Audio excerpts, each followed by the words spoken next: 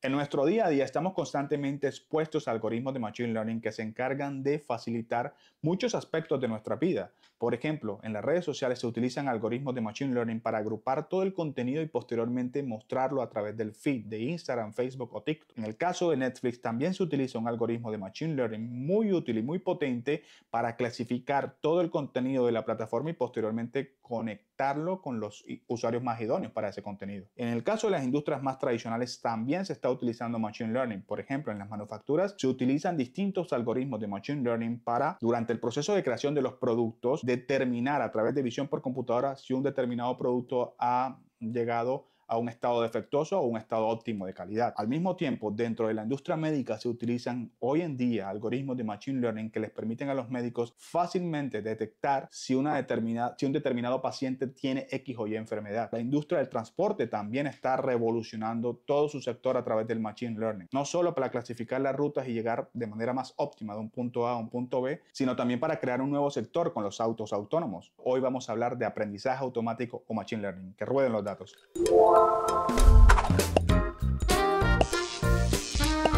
¿Qué es Machine Learning o aprendizaje automático? Antes de llegar a la definición, te quiero hablar sobre la encuesta de McKinsey, la cual en marzo de 2025 encontró, o una de las cosas más interesantes que detectó, fue que las empresas se encuentran en estos momentos transformando todos sus flujos laborales, todos sus procesos de trabajo, con la intención de introducir la inteligencia artificial de última generación a sus flujos de trabajo. Esto evidentemente lo están haciendo porque saben perfectamente que en el Machine Learning hay mucho potencial, hay mucho valor y que les va a generar a largo plazo mucha competitividad a sus negocios. Por otro lado, esto lo podemos corroborar analizando el salario, el crecimiento del salario de los profesionales relacionados al Machine Learning durante los últimos años. Incluso en periodos de crisis se ha mantenido en crecimiento. Al mismo tiempo, la demanda de estos profesionales por sectores empresariales se encuentra en aumento y ha seguido creciendo. Incluso en este año y el año anterior, que se encuentra la industria tecnológica en medio de una crisis de transición,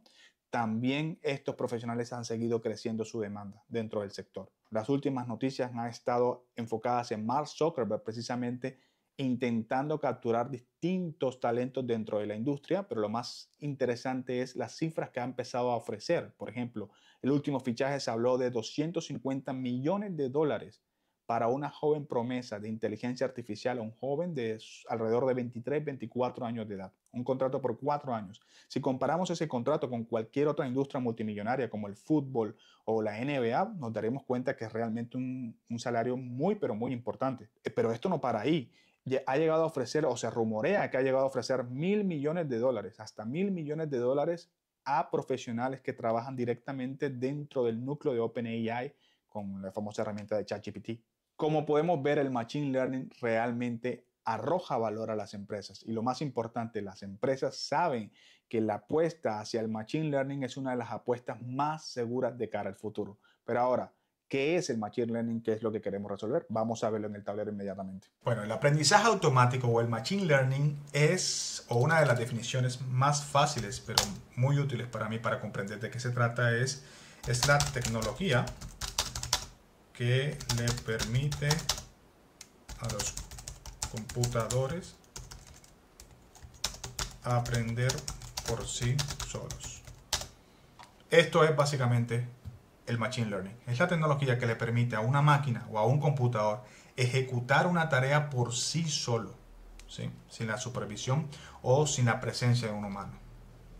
Ahora bien, estos algoritmos de Machine Learning se pueden dividir en dos grandes grupos.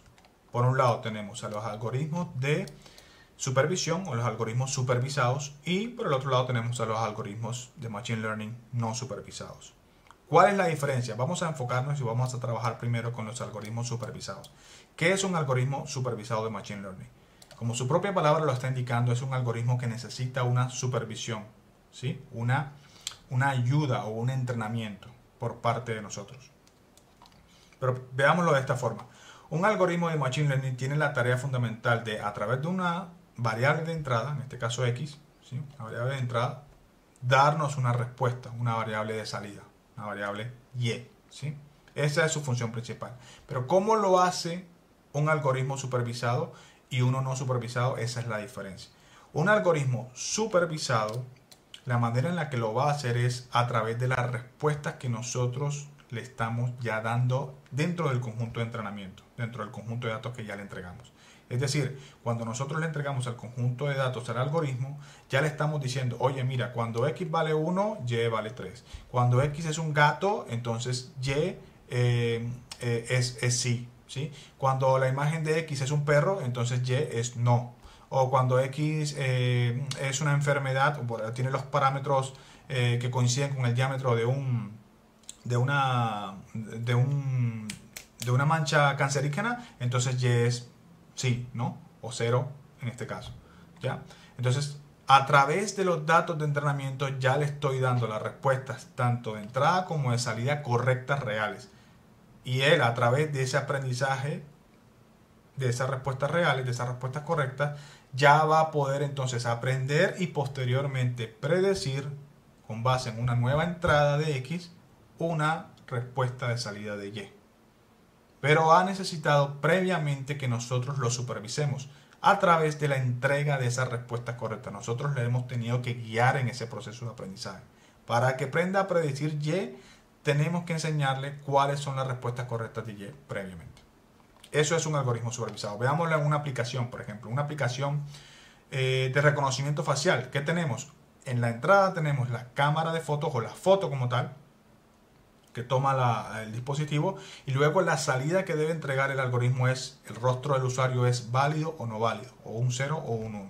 Si es un 0 le doy acceso y ya está, es válido el usuario o coincide con la información que yo tengo. Si no coincide, pues no le puedo dar acceso a este dispositivo, a este usuario. En el caso de un diagnóstico médico, una aplicación recibe o entrega al algoritmo unos datos que son los síntomas del paciente y el algoritmo debe entregar una variable de Y que es básicamente si coincide con la información que él tiene, con la enfermedad que él tiene dentro de su base de datos, dentro de su entrenamiento, que es coincide o no con la enfermedad, es decir, tú tienes o no tienes diabetes, tienes o no tienes una mancha benigna o maligna dentro de tu piel. En el caso de detección de fraudes, por ejemplo, fraudes bancarios, el algoritmo recibe la información de la transacción y debe entregar una variable de respuesta que sea ¿es sospechosa o no es sospechosa? Básicamente. Si es sospechosa, dependiendo de los horarios, dependiendo de los montos, dependiendo de los usuarios, todo eso va a determinar si esa transacción es válida o no es válida.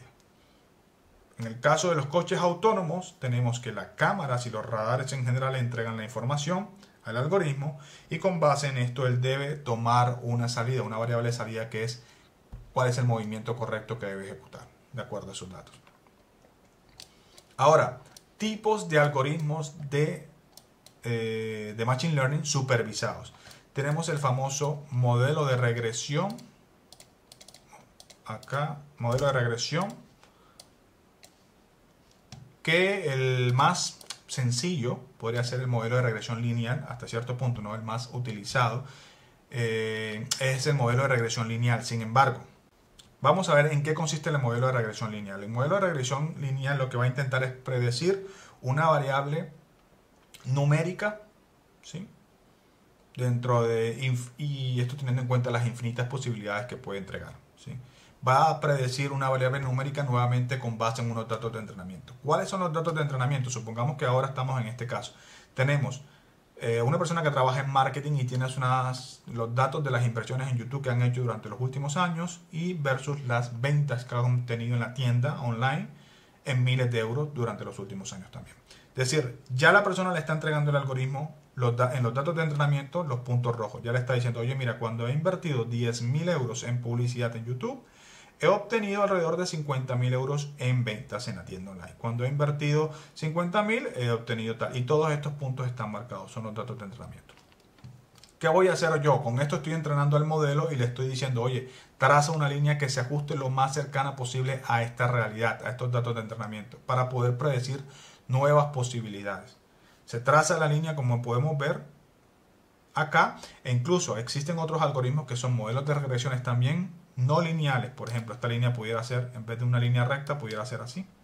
¿Para intentar qué? Para intentar ajustarse mejor a la realidad y cometer menos errores, basado en el costo del error que se está detectando. Sin embargo, es un algoritmo de regresión un poco más avanzado y no viene al caso en estos momentos porque nos vamos a enfocar en el algoritmo de regresión lineal. Tenemos un algoritmo de regresión lineal en el cual entonces tenemos los datos de entrenamiento basados en las inversiones en YouTube y las ventas obtenidas en la tienda online, y le estamos diciendo, oye, listo, esta es la línea recta que he trazado, ahora quiero que me entregues entonces una nueva predicción.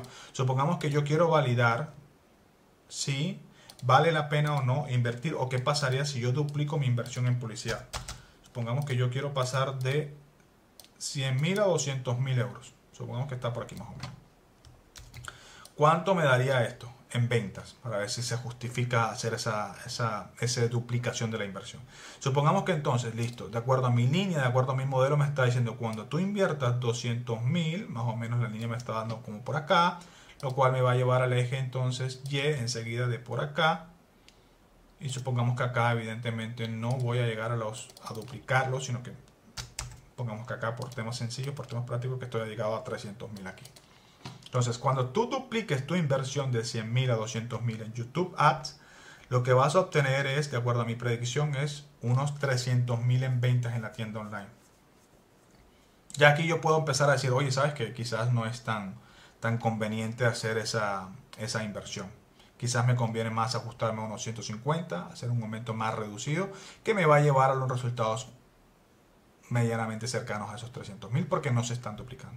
Esto haría un algoritmo de regresión lineal. Como podemos ver, con base en los datos reales de entrenamiento, con los cuales ha aprendido el modelo a detectar y a predecir las posibles salidas de Y, ha aprendido precisamente y ahora puede entregarme respuestas muy cercanas a la realidad basado en esos datos de entrenamiento. Bien, al mismo tiempo tenemos los algoritmos de modelos de clasificación, que son también un tipo de algoritmo supervisado. ¿Qué hace un modelo de clasificación? Bien, a diferencia de un algoritmo de regresión, un algoritmo de regresión está prediciendo variables numéricas y las respuestas pueden ser infinitas, básicamente. ¿Sí? Pueden ser múltiples. ¿Por qué? Porque acá en el algoritmo de regresión lineal puedo entregarle de entrada 300 y aquí la respuesta puede ser 300, 500, 50.000, no sé, puede ser infinita. Las respuestas son cualquier número realmente. En un modelo de clasificación, sin embargo, esto no va a ser así, porque lo que está prediciendo son categorías, básicamente. Más cercano a una variable booleana, un sí o un no. Pueden ser hasta 3 categorías realmente, sí, no, o 0, 1 o 2. Pero vamos a quedarnos con el 0 y el 1 ahora por temas prácticos para explicar el modelo de clasificación. El modelo de clasificación lo que está diciendo es, oye, esto es un 0 o un 1. Esto pertenece a esta clasificación o a otra. ¿Cómo lo hace? Pues básicamente él lo que hace es, de acuerdo a los datos de entrada que yo le he dado, yo le doy los datos de entrada, él traza un límite. Y dice, oye, mira, ¿sabes qué? Quizás el límite de esto puede ser, qué sé yo, vamos a suponer que, no lo sé, vamos a imaginar que el límite, traza un límite aquí. Y dice, ok, he clasificado ahora este conjunto de datos en 2 grupos, básicamente. Y aquí las variables de entrada pueden ser más de una también, por ejemplo. Tengo la deuda y tengo los ingresos. Esto estamos suponiendo que está clasificando en el sistema bancario, una aplicación bancaria que está intentando determinar si entregar a un usuario un crédito o no, por ejemplo. Y esto están los ingresos del usuario y esta sería la variable de la deuda, la capacidad o la deuda que tiene este usuario puntualmente. ¿Qué hace? Listo, tengo este conjunto de datos, creo este límite y lo clasifico. Y para acá voy a decir que es aprobado, ¿sí? Todo lo que esté acá es aprobado y todo lo que esté acá lo voy a desaprobar. No entra del aprobado, que es lo que ve acá. El conjunto de datos tiene usuario 1 aprobado, usuario 2 desaprobado, usuario 3 aprobado. Nuevamente es un algoritmo supervisado, por ende este conjunto de datos que vemos acá se lo he entregado yo al modelo. Este conjunto de datos yo se lo he entregado al modelo y por ende con base en esto él ha creado esta clasificación. Ahora cuando yo entonces le pregunto sobre un nuevo usuario, imaginemos entonces que tengo un nuevo usuario, vamos a ponerlo de otro color, azul, listo. Tengo un nuevo usuario en el banco, listo.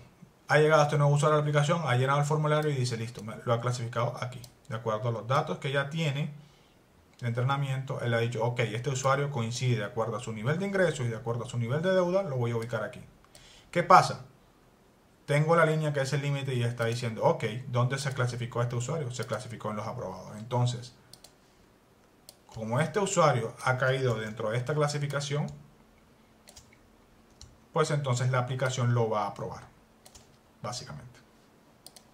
Sí, como podemos ver. ¿Por qué? Y tiene sentido, porque si nos damos cuenta, por ejemplo, acá, este usuario, de acuerdo a nivel de ingreso, tiene un ingreso medianamente alto y tiene un nivel de deuda bastante bajo. ¿Sí? Y lo ha clasificado dentro de los aprobados. O sea, a este usuario le aprobaría. Esto pudiera ser un poco más complejo. Digamos que yo quisiera determinar dos niveles de aprobación, un nivel 1 y un nivel 2, en el cual en el nivel 2 yo quizás el usuario ha sido preaprobado y tiene que pasar por otro filtro de un humano en el cual le hace una entrevista, por ejemplo. Sin embargo, lo que quiero que nos quedemos ahora es que el modelo de clasificación, esto es lo que está haciendo en esencia, clasificar un grupo de datos y de acuerdo a esa clasificación, ¿sí?, puede empezar a tomar decisiones para nuevos datos. Lo más importante, el modelo de clasificación tiene los datos de entrenamiento desde el inicio entregados al modelo. Bien, ahora, ¿qué pasa dentro de los modelos o algoritmos no supervisados? Los algoritmos no supervisados hacen lo mismo. Un algoritmo que, de acuerdo a un dato de entrada, una variable de entrada X, nos debe entregar una variable de salida Y. Sin embargo, ¿cómo lo hace ahora? Esa es la diferencia principal. El algoritmo por sí mismo va a buscar esos patrones, va a buscar esas estructuras, va a intentar darle algún sentido, alguna lógica para poder predecir esa variable Y. ¿Por qué? Porque durante su proceso de entrenamiento nunca se le ha dado esas respuestas correctas. Nunca se le ha dicho, oye, cuando X vale 1, Y debe valer 3. Cuando X es un gato, entonces Y es un sí. Cuando X es, sí, nunca se le ha dado esa variable Y durante su proceso de entrenamiento. Solamente se le ha entregado variables de entrada. Él, con base en esas variables de entrada, por sí mismo, por eso se llama no supervisado, debe detectar esos patrones y crear entonces ahora esas nuevas predicciones de salida de Y. Casos concretos donde se utilizan estos algoritmos, por ejemplo, tenemos los segmentadores de clientes. Sí, segmentadores de clientes. ¿Qué tenemos? Eso es una aplicación en la cual la variable de entrada es la info de compras de ese usuario, ¿sí? Por ejemplo, en los supermercados, ¿cuál es la info de compra que has comprado, qué productos compraste, cuánto compraste y qué tipo de categorías de productos compraste durante tu última compra? Y así sucesivamente con todos los usuarios. Esos son los datos que le estoy entregando al algoritmo. No le entrego nada más.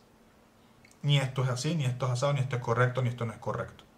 Sin embargo, él detecta los patrones automáticamente y decide, oye, ¿sabes qué? Estos tipos de usuarios se parecen más y crea un clúster, crea un grupo de clientes. Cuando los clientes compran pañales, leche y tal, son un grupo de familia. Cuando los clientes compran vino, queso y tal, son grupos de solteros. Cuando los clientes compran revistas y tal, son grupos de mujeres, por ejemplo. Cuando los clientes compran, sí, va creando grupos de acuerdo al comportamiento de los usuarios y de acuerdo a los patrones que detectan el conjunto de datos por sí mismo. La aplicación de clasificador de documentos, nuevamente a través de las keywords de entradas, que se encuentran en las propias noticias, el algoritmo crea un grupo de noticias. Estas noticias, que así es básicamente como funciona el algoritmo de Google News, por ejemplo. Crea grupos de noticias basados en los distintos keywords, distintas palabras claves que encuentra dentro de las noticias. Las agrupa por sí mismo. Compresión de imágenes. ¿Por qué lo menciono? Porque, bueno, también se entrega una imagen de alta resolución, por ejemplo, a la aplicación y nos entrega una imagen comprimida. En el caso de la aplicación de WinRAR, por ejemplo. Los distintos archivos, no solo imágenes. ¿Qué está sucediendo aquí? Aquí también está sucediendo entonces porque el algoritmo está diciendo por sí mismo cuáles de esos datos son lo suficientemente importantes para conservarlos y cuáles no son tan importantes y los puede desechar para poder reducir la información y el peso de la imagen en este caso. Bueno, modelos conocidos o populares dentro de estos, los famosos clústeres, ¿no? Modelos de clúster. Y aquí hay una confusión, siempre se confunde clúster con clasificación, pero ya vamos a darnos cuenta que hay una diferencia muy importante. Los clústeres también agrupan, también clasifican de cierta forma. Sin embargo, el modelo de clúster es un modelo no supervisado. Cuando lo entreno, no le entrego esos datos correctos, ¿ya? Nunca le estoy diciendo que estos usuarios pertenecen a este grupo ni a esta clasificación. Nunca le estoy diciendo en el caso del fraude bancario, nunca le he dicho que estos usuarios fueron aprobados o desaprobados durante el crédito. Nunca le he dicho eso. Él por sí mismo, solo le entregó el conjunto de datos y él por sí mismo debe detectar patrones. Y entonces él decide por sí mismo que este grupo, por ejemplo, se parece mucho. De acuerdo a sus ingresos y de acuerdo a su número de deuda, se parece mucho. Y este otro grupo se parece también mucho. ¿Sí? Y este otro grupo también se parece mucho. Vamos a pintarlo acá. Tengo muy mal pulso. Y este otro grupo se parece también bastante. Y crea esos tres clústeres, estos tres grupos, de acuerdo al comportamiento o a la similitud de estos datos entre sí. Y así determina, por ejemplo, que este nivel de usuarios es un clúster en específico, este es otro y este es otro. Y esto posteriormente nos va a permitir a nosotros determinar las acciones con base en este grupo. Nuevamente, lo más importante aquí es que nosotros nunca le hemos dicho al algoritmo de entrada que este grupo pertenece al grupo de personas con altos ingresos y con niveles de deuda altos. Ni que son un grupo familiar, ni nada. No le hemos dicho nada. Simplemente estos son los datos y esto es lo que es. ¿Ya? Y él, por sí mismo, ha encontrado esos patrones. Luego tenemos otro algoritmo dentro de los no supervisados que se llaman la detección de anomalías.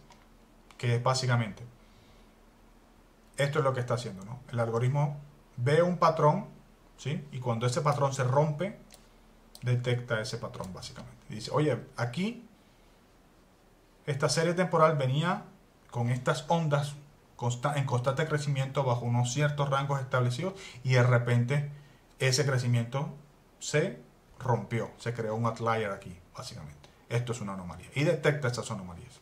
En eso consiste. Y luego tenemos la reducción, el algoritmo de reducción o el proceso de reducción de dimensiones que, como mencionaba anteriormente, consiste en reducir las variables. Reducir las variables de un modelo de datos, de un conjunto de datos específico, sin perder la mayor cantidad de información posible. ¿Para qué se usa esto? Por temas de costos, de eficiencia, por temas de también reducir la redundancia dentro del modelo de datos. A veces hay variables que contienen el mismo tipo de información y por ende puede prescindir de una de estas variables para crear o combinarlas, la información de estas dos, y crear un nuevo componente, una nueva dimensión que tenga al menos el 80, el 90% de la información, eliminando el 60% del peso de esas variables. Ahora bien, todos y cada uno de estos modelos vamos a ir profundizando en ellos más adelante en cada uno de los siguientes videos, ¿vale? En qué consiste, cómo se ejecutan, qué hacen, cuáles son los detalles de cada uno de los modelos de regresión, modelos de clúster, detección de anomalías, modelos de clasificación, etc. Si llegaste hasta aquí es porque estás completamente interesado en aprender sobre Machine Learning, así que te recomiendo que te suscribas ahora porque en el próximo video vamos a ir en profundidad a entender con lujo de detalles en qué consiste un modelo de regresión lineal, además de hacer desde la práctica un modelo de regresión lineal con un ejercicio práctico dentro de Python. Así que suscríbete ahora y nos vemos en el próximo video.